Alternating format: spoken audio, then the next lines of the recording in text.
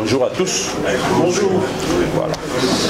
Point de presse de l'Alliance des Congolais pour la refondation de la nation ACRN à la suite de la situation politique actuelle dans notre pays.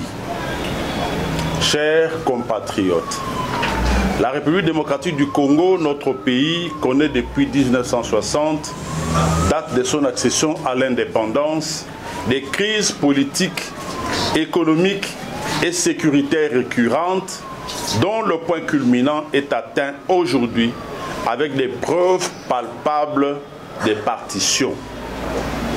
Depuis son accession à l'indépendance, notre pays a connu plus de 34 guerres, dont les invasions, des rébellions, des guerres civiles aux affres très désastreuses, notamment des déchirements et des désintégrations des familles, des drames humanitaires, des déplacés internes, des Congolais contraints de se réfugier à l'étranger, des atteintes graves aux efforts de développement national, etc.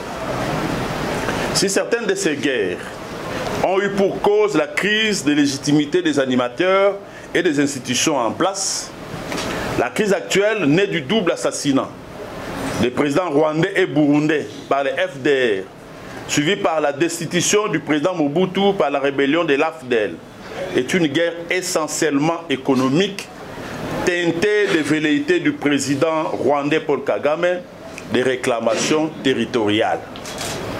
Chers compatriotes, plus de 6 millions, ou 8 millions, ou 10 millions, même 1 million de morts, c'est trop.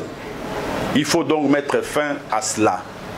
Le temps est donc venu pour les responsables politiques congolais de mettre fin à leur guerre politicienne, voulais-je dire, pour coaliser leurs forces dans l'intérêt général et le salut de la patrie, comme le disait le prix Nobel de la paix, le professeur Denis Mukwege, dans son plan de paix.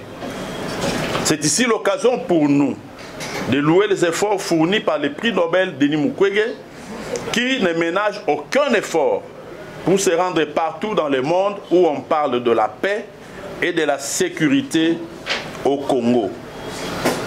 Sa disponibilité, son patriotisme l'ont poussé à travailler dur pour faire entendre dans toutes les instances internationales, dans les salons diplomatiques les plus influents, la voix des milliers de morts, des milliers de femmes violées, des milliers d'enfants sans parents qui crient paix, s'il vous plaît, paix et justice pour nous.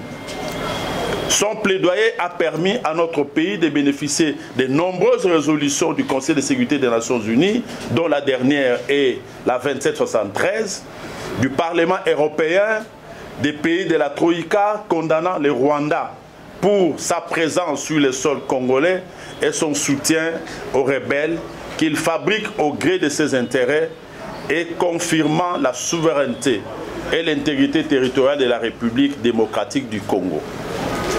Chers compatriotes, certains d'entre nous pensent que la fin de l'insécurité à l'est de notre pays et la récupération de nos terres occupées aujourd'hui par les Rwandais est l'occasion rêvée par le régime Tshisekedi de renforcer son pouvoir, d'assouvir sa soif de changer la constitution pour demeurer sans délai au pouvoir.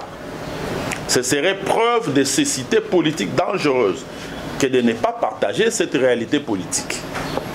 Faut-il être obligé dans ces cas de choisir entre préserver les vies humaines et l'intégrité territoriale d'un côté et empêcher le président Félix Tshisekedi de demeurer sans délai au pouvoir de l'autre?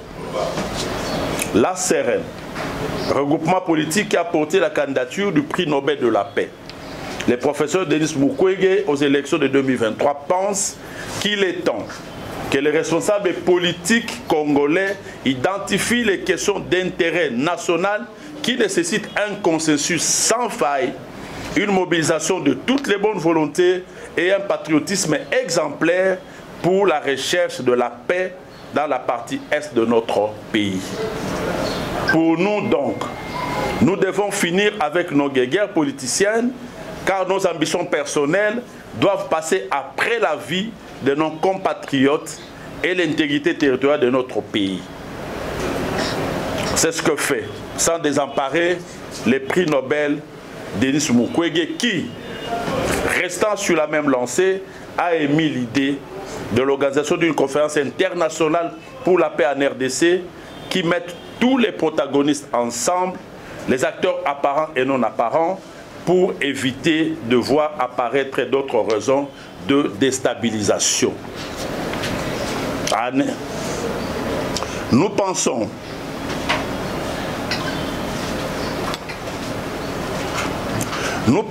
qu'il nous faut faire en sorte que le président angolais, João Lorenzo, poursuive encore ses efforts de médiation. La CRN pense encore que les efforts doivent être faits tant au niveau national qu'international pour qu'un cessez-le-feu soit décrété et respecté, que le retrait des troupes de l'AFC M23 et de la défense rwandaise soit fait immédiatement pour respecter la souveraineté et l'intégrité territoriale de la RDC comme l'exige la résolution 2773.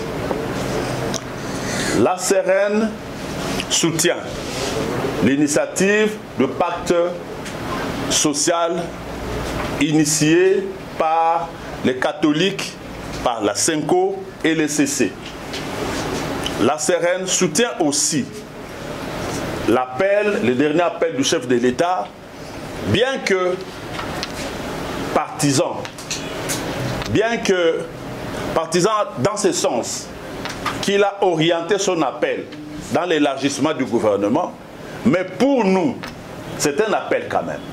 Parce que lorsque, au mois d'août 2024, la CRN avait demandé un dialogue, le président de la République avait répondu sans désemparer qu'il n'avait pas lieu à dialoguer parce qu'il n'y avait rien à dire, les pays marchaient bien.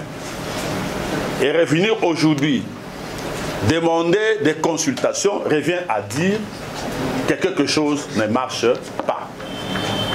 Chers compatriotes, au travers de son point de presse du 22 août 2024 et de son mémorandum de 11 pages adressé à Monsieur le Président de la République démocratique du Congo le 4 octobre 2024, la CRN avait déploré les déficits de gestion dans les chefs du pouvoir en place, tout en mettant en avant la nécessité pour les filles et fils de ces pays de dialoguer pour endiguer la menace existentielle qui pèse sur notre pays.